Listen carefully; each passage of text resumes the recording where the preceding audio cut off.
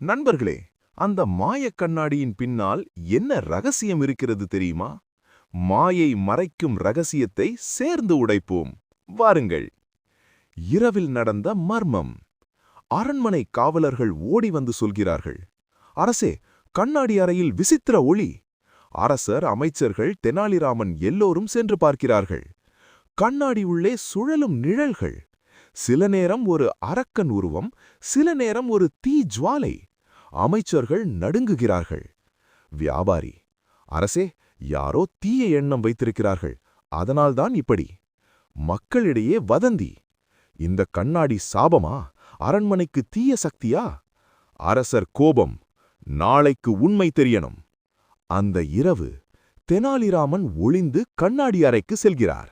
அவர் கவனிக்கிறார், கண்ணாடி பின்புறம் சிறிய துளை, அதிலிருந்து ஒளி. அவர் சுவற்றை தட்டி பார்த்தார். ஒளித்தது. அடடா, பின்னாடி வெற்றிடமா? அவர் மெதுவாக பின்புறம் சென்று பார்த்தார். அங்கு ஒரு சிறிய அறை. அதுக்குள் விளக்குகள், விலங்கு ஓவியங்கள், சுழலும் காகித சக்கரம். ஆஹா, நிழல் விளையாட்டு! ஆனா அவர் உடனே வெளிச்சம் போடவில்லை. அடுத்த நாள் மன்றத்தில் தெனாலிராமன் தானே மாயை செய்தவன் என்று சொல்கிறார். மன்னரும் மக்கள் அனைவரும் அதிர்ந்து நின்றனர். ஏன் தெனாலிராமன் தானே அதை செய்ததாக கூறினார்?